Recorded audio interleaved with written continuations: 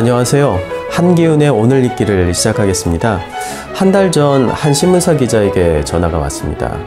최근 시작한 지상파 드라마를 아느냐는 물음이었는데요. 제목을 듣고야 며칠 전에 우연히 제가 그 첫 회를 봤다는 기억이 떠올랐습니다. 그리고 그 첫 회 그 드라마를 봤을 때의 그 서늘한 기분을 다시 한번 느낄 수 있었습니다. 이 충격이 가시지 않아서 제가 그 드라마의 제작 배경을 찾아보니까 국내 최초로 안락사를 정면으로 다룬 드라마라는 소개가 눈에 먼저 딱 들어왔습니다. 다만 제작진과 배우들은 안락사를 미화할 의도는 전혀 없다라고 못 박았는데요. 아는 분은 아시겠지만은 이 드라마의 제목은 Mary Kills People이라는 드라마입니다. 아이러니하게도 이것을 번역하면 마리아가 사람을 죽인다라는 뜻이죠. 드라마 속 주인공은 세례명 마리아를 가진 여자 의사입니다. 그녀는 어떤 계기를 통해서 임종을 앞둔 그런 환자들에게 불법으로 마약성 약물을 주사해 이 죽음을 앞당기는 적극적 안락사를 돕게 됩니다. 알다시피 여러분들도 마리아는 예수님을 낳은 인간 어머니 이름이죠. 마리아는 성령으로 잉태되었고요. 당시 관습대로 하면 혼인 전에 그 임신한 여인은 부정한 여인으로 몰려서 이 돌팔매질로 죽을 수 있는 상황이었죠. 그럼에도 마리아는 천사의 말을 받아들여서 태아를 지켰고요. 약혼자 요셉의 도움을 받아서 아이를 낳게 됩니다. 또 헤롯의 칼을 피해서 이집트로 피신해 가서 아기 예수님을 살려낸 어쩌면 생명의 수호자, 모든 아기의 수호자라고 얘기할 수 있겠죠. 그런 이름을 가진 의사가 죽음을 돕게 된 데에는 다 그럴 만한 사연이 있다는 것. 이것이 이 드라마에서 전하려는 메시지였습니다. 이 삶의 마지막에서 겪는 극심한 고통 대신 스스로 죽음을 선택할 수 있게 하는 것이 인간의 존엄을 지키는 길이라는 그 논리. 이 선택의 자유가 존엄의 근원이라는 이 안락사는 이 인간이 맨 마지막에 줄 수 있는 선택의 최고의 선택의 하나라고 현대인들은 주장하고 있는 것이죠. 지난 9월 12일 넷플릭스에서 공개된 국내 1위 그리고 9개 나라 10위 안에 든 은중과 상연 역시 안락사를 정면으로 다루고 있습니다. 어린 시절 단짝이자 라이벌이었던 두 사람은요, 사회생활을 하면서 서로 멀어졌다가 40살이 넘어 다시 만나게 됩니다. 늘 은중의 부러움과 시기의 대상이었던 상현은 그에게 어려운 부탁을 털어놓게 되는데요. 이 스위스 안락사 기관에서 마지막을 맞기로 했으니 그 길을 함께 해달라는 것입니다.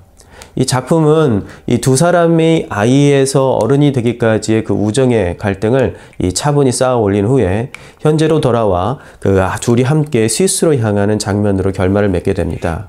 이 약물이 주입되는 순간까지 곁을 지키는 은중의 모습은요, 이 상현의 선택을 존중하고 인정하는 인상을 남기게 되죠. 여러분 또 기억나실 텐데요. 작년 초 노인 자살과 안락사를 다룬 영화가 있었습니다. 그 소풍이죠. 이 소풍 이후에 한국 사회의 관심이 한층 높아지게 됐는데요.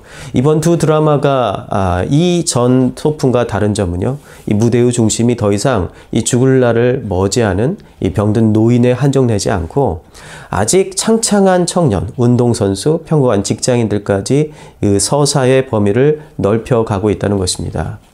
그리고 이 서사들은 한 가지 공통점을 가지고 있는데요.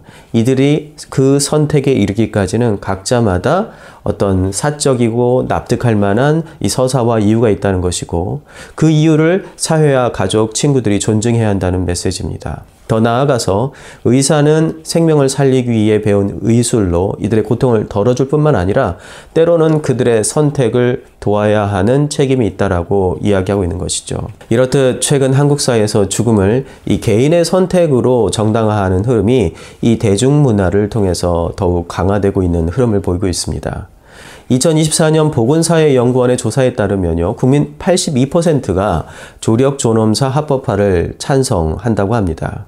이것은 2년 전보다 상승한 수치입니다. 2년 전엔 76%라고 하는데요.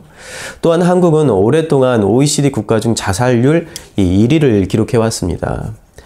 20년 이상 자살 예방 운동을 헌신했던 이 조성돈 교수님은요, 자살률 1위의 오명은 한국 사회 전반에 죽음을 방치하는 문화가 뿌리내려 있다는 것을 보여준다라고 이야기합니다.